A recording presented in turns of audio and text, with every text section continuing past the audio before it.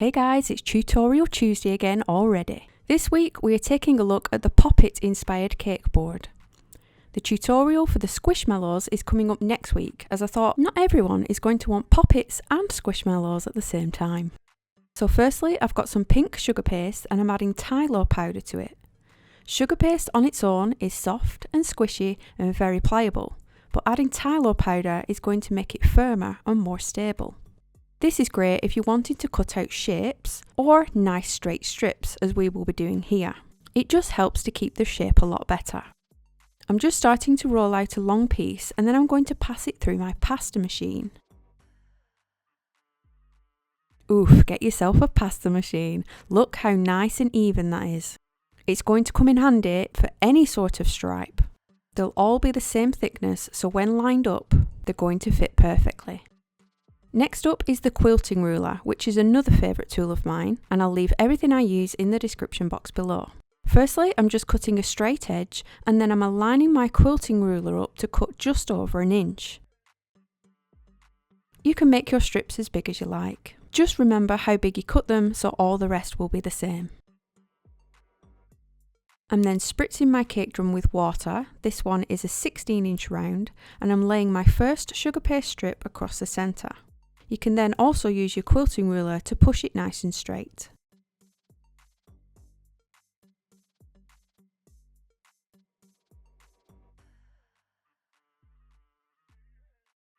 Then you want to grab a circle cutter so that it fits well inside your strip and start marking in holes all the way along.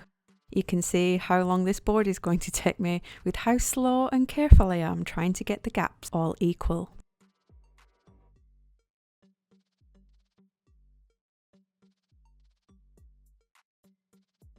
Then you want to continue the same process. I've got a lighter pink here, and you can see how easy it is just to tap it into position with the quilting ruler and they line up perfectly.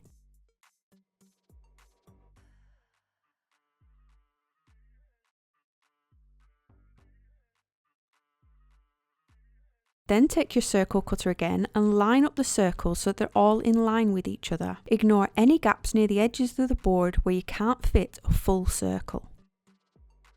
I've gone for the pastel colourway, but a lot of the Poppits are also brightly rainbow coloured.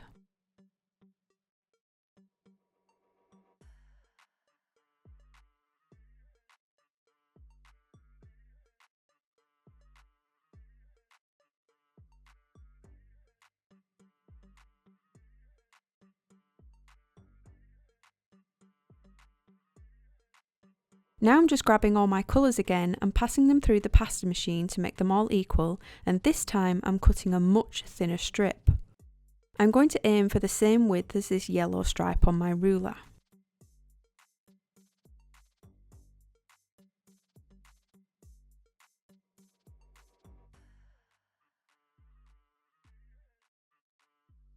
Once you have that cut, you want to lay it across the join where the two colours meet. A thin hot pink stripe down the hot pink band, and so on with all your different colours.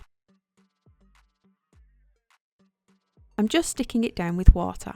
Be prepared for this to take a long time.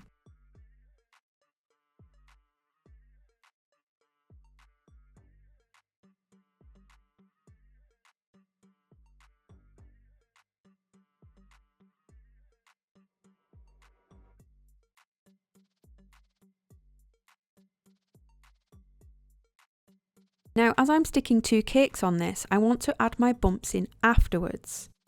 So now that I've got my cakes on the board, I'm preparing the little poppit pieces. I'm firstly rolling a sausage as equal as I can, and then I'm cutting equal segments from it so that they're all the same size. This will help with getting your poppits all the same size.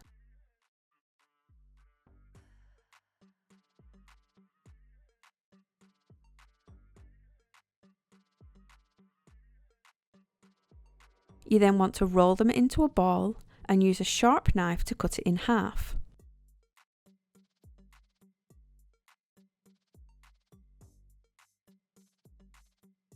As this has a bit of Tylo in it, it only loses its shape slightly and you just need to tap it back round into a circle.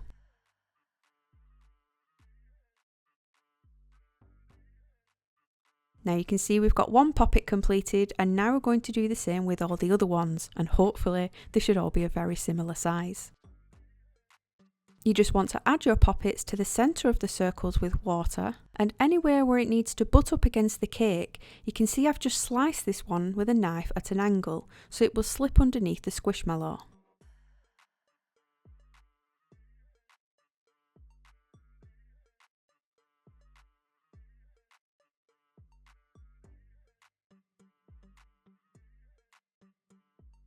And that's it. It does take many hours to complete, but it does look pretty cool, and it's perfect for anyone who is a fan of poppets. Hope this comes in handy for your future cakes, and don't forget to stick around next week to see the squishmallow tutorial. Please leave me a comment below and consider sharing it with someone who also might find it useful. Thanks guys, see you next week.